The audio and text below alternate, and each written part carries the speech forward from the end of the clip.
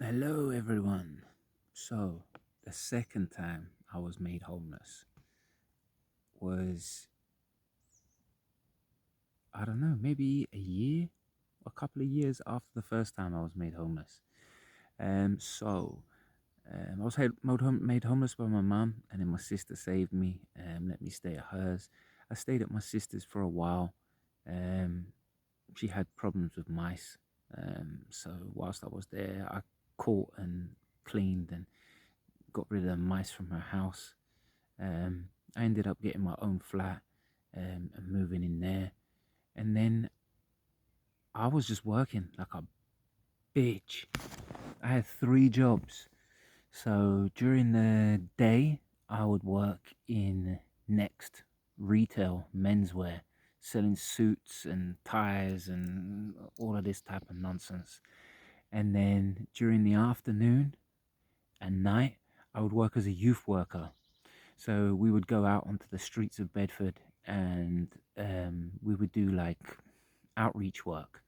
So we'd walk around the streets, um, getting into contact with groups of teenagers and teaching them about sexual health and condoms and diseases and the implications of taking drugs and all of these type of things. And we try to better them and help them with CVs and um, we had a youth center, so we would encourage them to come to the youth center so we could do activities and events with them and stuff like that. So they weren't just, wandering around the street smoking weed and trying to have sex with girls on the park and stuff. And then on the weekends, I used to work in, I used to work as a swimming teacher in a hydrotherapy pool for a group of, I don't want to say children because they weren't children, but they weren't adults either. Let's just say a group of young individuals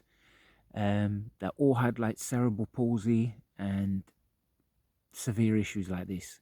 So my job was to encourage them to get into the swimming pool once or twice a week and get them to float and swim and play games. And they just absolutely loved it. Um, and then we used to take them out on trips and outings and stuff like this.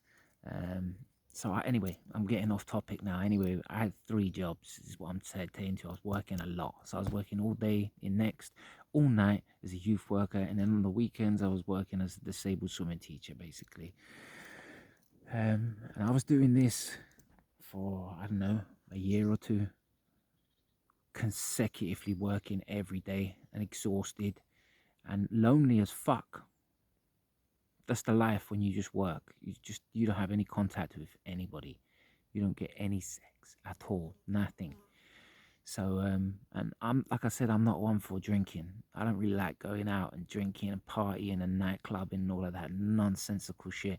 I used to do that when I was a lot younger, when I was like 17, 18, 19.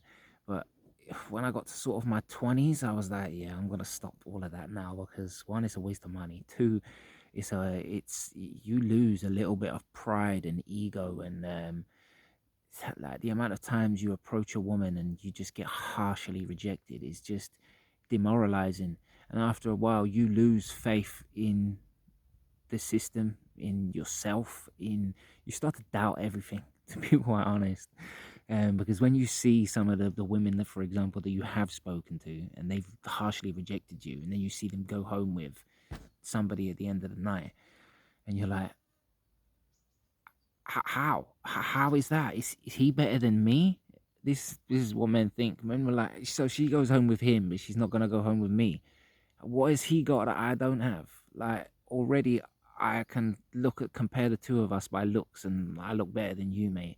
So you either got a big dick, or you've got lots of money, or charisma, or personality, or something. I don't know, but you've got something I clearly don't have. Um, anyway, after years of this and questioning everything and building a personality enough to, not care anymore. I was just like, I'm going to spend my time doing better things, not going out partying and clubbing anyway. But then, like I said, you get lonely and you need sex. So I'm not going to lie. I done what most people done at that time. I jumped on Facebook. I jumped on Facebook and I started hunting hunting like an animal for any woman I thought that would be even partially interested in anything with me. And you know, one of the women that I came across, now, when I was in school, I went to an all boys school, but one of my friends in that school, I used to go to his house like almost every day after school, and he had a sister who was like a year or 2 years younger than us. And I never really spoke to her. I used to say hello to her, but I never really spoke to her. Well, who did I find on Facebook? Her. And I was like, I wonder if she remembers me. So I sent her a little message. Hello. Do you remember me? I used to be your brother's friend a long time ago, back when we were kids. And she messaged me back almost immediately. Yeah, I remember you. We got chilled. We got to talking on Facebook back and forth for, I don't know, a couple of weeks or so. And then I ended up saying to her, like, look, do you want to come down? Like, you live in London. I know what London's like. I've lived there my whole life. Do you want to get away from London for a little bit? Somewhere a little less chaotic? Do you want to come to Bedford for the weekend and maybe stay at mine? She was like, yes, please. So that's what happened. She ended up coming down. We ended up having sex, going out, having a few drinks, and then she would come down every weekend. She would come down every Friday, stay Friday, Saturday, leave on Sunday, consecutively, every single week. And then one week, she just stopped coming down. And then the next week, she didn't come down. So I got to the third week now, and I'm messaging her like saying, well, what's going on? You used to come down every weekend, and now you've just stopped all of a sudden. And she's like, yeah, I've got something I think we need to talk about. I'll come down this weekend. So she comes down that weekend, and she tells me she's pregnant. And I'm like, what? Excuse me? How did that happen? Like, you're on a pill. Like, how is that possible? Like, what's going on? Yeah, well, apparently, I don't know, she told me that the pill was, she wasn't feeling good about the pill, so she stopped taking that pill. And she got prescribed a new pill, another one, different one. Nobody told me this. Plus, I now know that you're supposed to have like a time space in between the changing of pills, because you could be fertile in that time.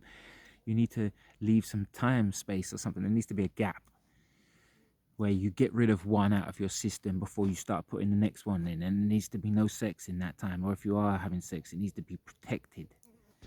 Well, nah, nobody told me this.